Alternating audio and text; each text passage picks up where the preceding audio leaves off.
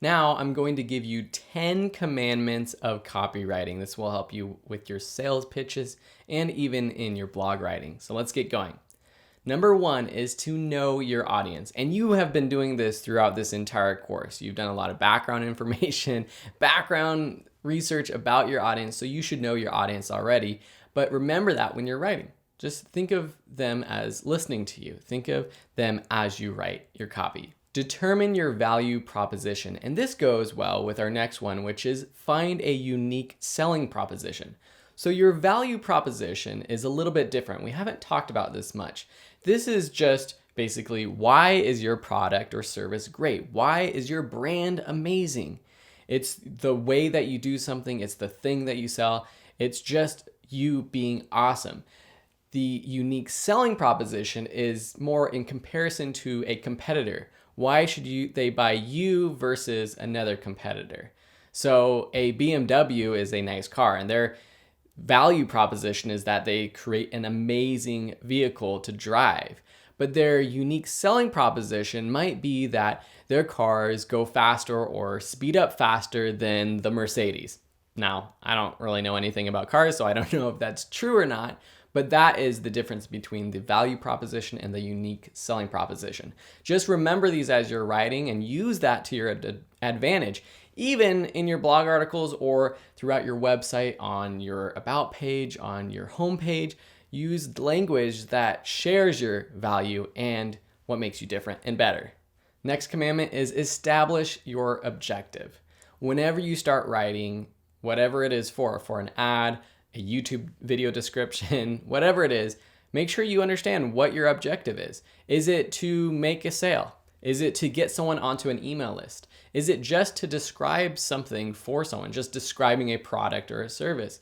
Make sure you understand that and your objective so that you don't, go all over the place trying to write things that don't have a purpose, because people's attention spans are short now. So you want to make sure that your copy is short and concise and to the point. And knowing your objective will help. Use a compelling subject line. Now, this goes without saying. Having a great subject line is very important for emails, but also for web pages and blog articles, and even for your ad copy. So you can think of your subject line, even on a Facebook ad, as the top line, the top copy that you write. We're going to be going over some great tips for writing better headlines in the next lesson. When you're writing, avoid weasel words. These are words like may, maybe, hope, wish, try, but, perhaps. These are words where it sounds like you're unsure of who your brand is. And this is something that I need to work on a lot, because it's just the way that we talk, the way that I speak, the way that I write my blog articles and my sales copy. I use a lot of those words, but, perhaps, however, but those words detract from your confidence and showing that you're the leader in this category, whatever your brand may be. So try avoiding those words. Use the present tense.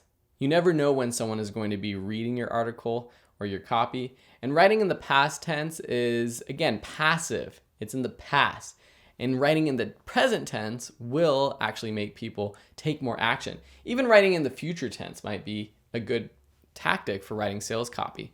For a lot of the online courses that we sell, we talk about you will learn this. You will take better photos. Those are future tense things. But when we're talking about writing a sales page, we always try to use the present tense. Our next commandment is include customer quotes and testimonials.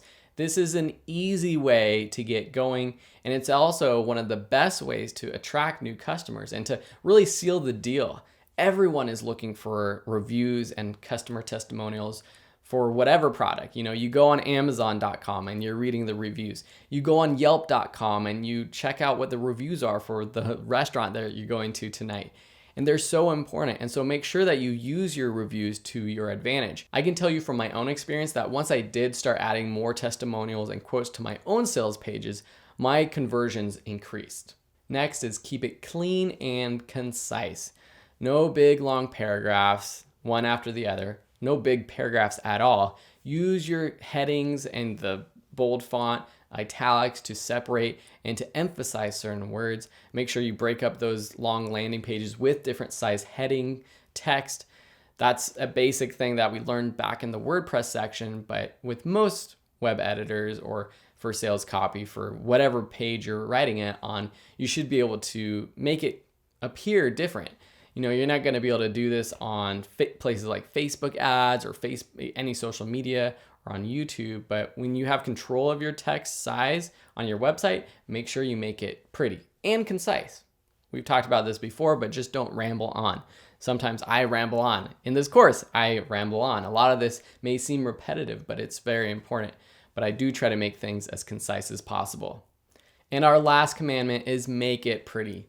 Now, this is not necessarily with the words that you write, but using images, using videos, using visuals that are eye-catching, but not distracting. Make sure that whatever visuals you use, not only you have the rights to, but they match your brand. They match what you're trying to say. They match what you're trying to sell. Sometimes it's just a feeling. Maybe you're showing people who are happy, who are excited, who are in love when you're trying to sell a product or service that will give the customer that type of feeling. But other times you might be actually showing your product or your service or whatever it is. Make sure you're using high quality visuals. If you want, you can use stock photo sites. Otherwise, you can actually shoot photos on your own, or you can hire a photographer to shoot photos for you. Doing that might be a good idea as you get a little bit bigger in your business, because having more stock images for your own library will always come in handy. These are our 10 commandments. I hope you like them.